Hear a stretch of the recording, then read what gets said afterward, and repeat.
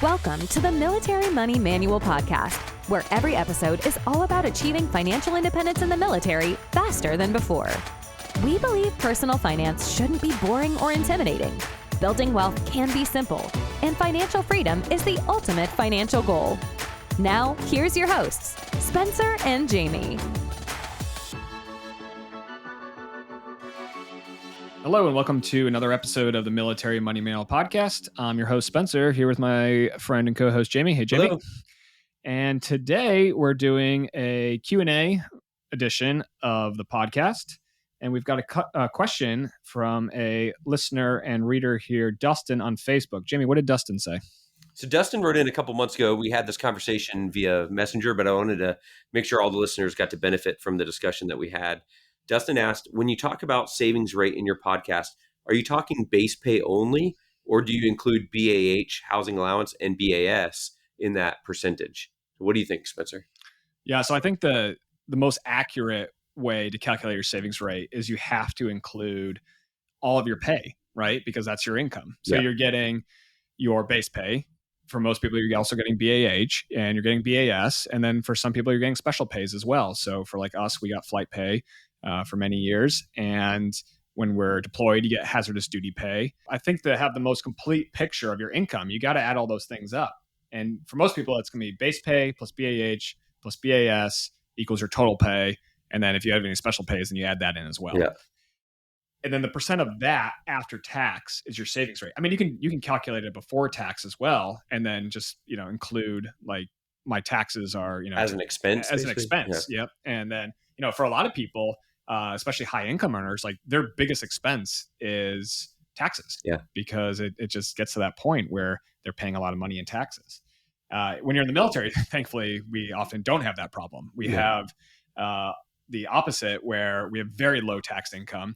If you have kids, you're getting a child tax credit. Yeah. So a lot of times the government's paying you money. If you're deployed, I mean, I went to the United Arab Emirates for 2 years, and I basically got 3 years almost of entirely tax-free income, which is insane. Yeah. Because I was a senior captain at the time, making over six figures, and none of it was taxed. So it actually that opens up a lot of opportunities. You can go down rabbit holes about like Roth IRA conversions, like moving money from traditional accounts to Roth accounts because you're paying such a low tax rate on it.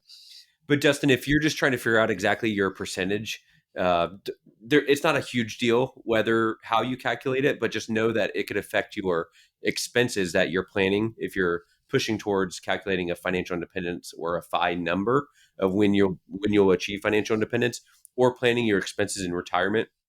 You need to account for some kind of housing expense. So probably the easiest way to do that right now is to include BH, but there's no FI police or savings rate police that are going to come after you. It might change the number a little bit. Maybe it goes from 17% to 12% or vice versa. But either way you do it, if you're talking about savings rate, you're doing something right, and we applaud you.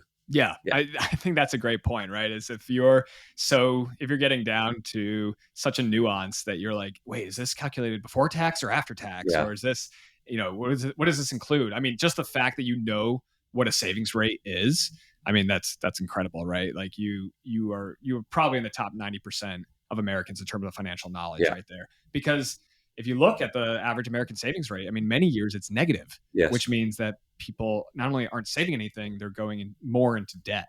And if you look at other cultures, though, like China and India and stuff, like they have much higher savings rates because that's kind of how their culture is set up. But that's not true in America. So when you have the idea of a savings rate and you're working towards increasing your savings rate, I mean, you can't go wrong. And any way you calculate it, if you're like, oh no, I've been miscalculating it all this time, and instead of saving 30%, I was saving 25%.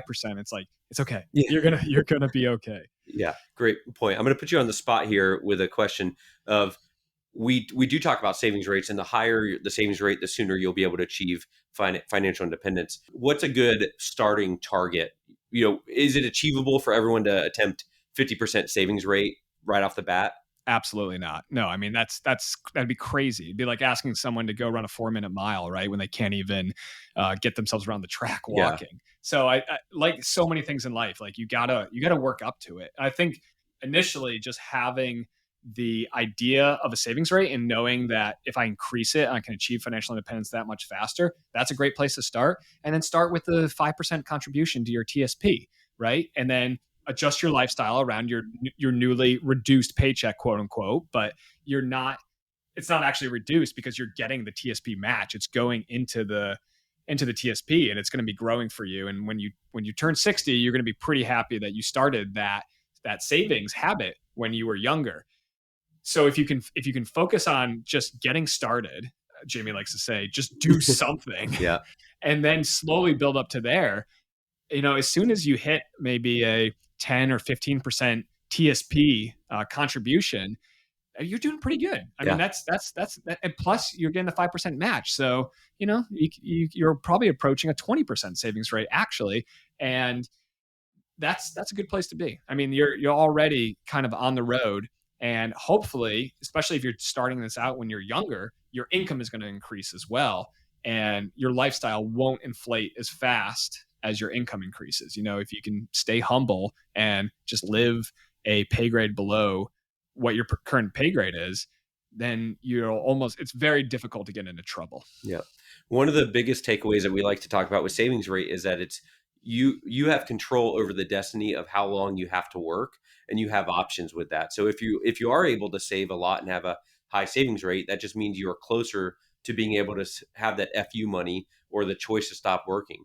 But if you're starting out right now with a 0, and this year you can make it a 7%, or next year you can make it a 12%, and then you work up to maybe 3 years from now, you're up at 25, 30%, or maybe higher. But don't be discouraged if it's low right now.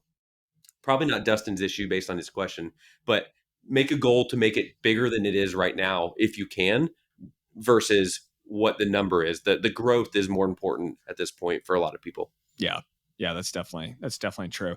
I heard this advice, basically like start with a 5% contribution to your TSP as soon as you join the military, and then every year that you're in, increase it, but just by 1%. And your pay is going to naturally increase because you're going to get time in service, and Congress usually increases our pay by 3, 4, 5%. Hopefully more this year. Hopefully more with inflation this year. But when you do that, you're not going to really notice it because you're getting a pay increase and you're just taking a little slice out of it and kicking it over to your TSP. And if you do that for a 20-year career, towards the end of your career, you're making more money and you're contributing more of your pay to the TSP. And if you did a 20-year career, congratulations, you already won because you're going to get the pension and you get free healthcare for life. Yeah, that's great. Another tip we've talked about before, as you progress in either a time and grade bump or your incentive pay goes up based on the number of years you've done it. I got a recent bump of $300 a month. Nice. So I went in and changed the percentage for my special pay, I think is the category, to 30%. So that 30%, the $300 change just went straight to TSP. So I never saw the increase, but I was never missing the increase either. That's right. So that's a nice hack. If you know you have a bump coming up, then maybe consider something like that as well. Yeah, I love that. Yeah, so I think that pretty much answers the question for Dustin there. When you talk about savings rate, are we talking base pay only? No, typically not, because in the military, we get a lot more pay than just base pay. So make sure you add up all your pays if you're trying to calculate your savings rate. But even more importantly, I think, is focusing on what are your expenses and then working back from there. And so if your expenses are, say, $1,000 a month, well, congratulations. That's a pretty low target to reach financial independence. Only 25x your annual expenses. If it's $10,000 a month or $10,000 a year, then that's $250,000. So that's that might seem like a lot of money if you're just getting started, but with a long enough time horizon and the power of compounding interest and building the habits of good saving, it is achievable in a lot quicker time than you might think.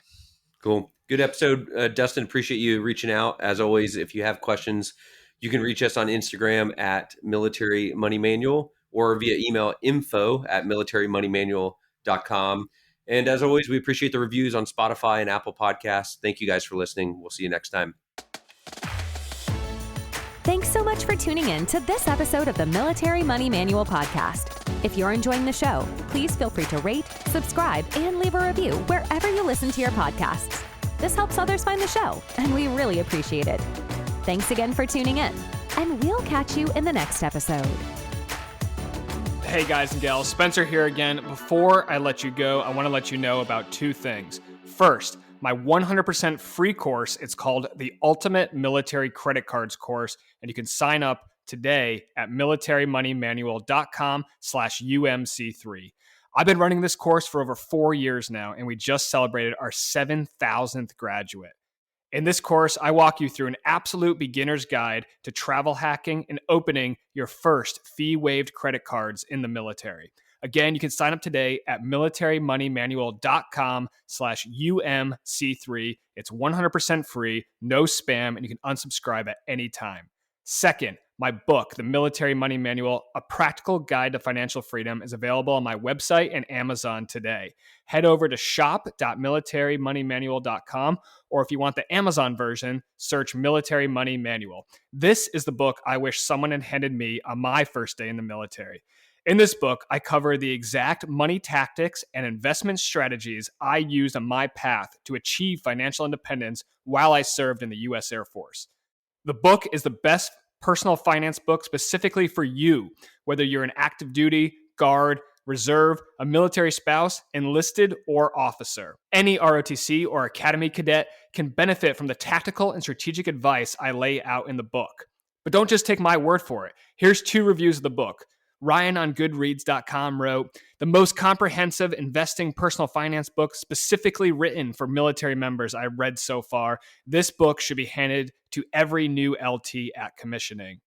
Matt on Amazon said, "This book is incredibly straightforward, easy to understand, practical, and useful. This book should be on the Commandant's reading list." Thanks, Matt.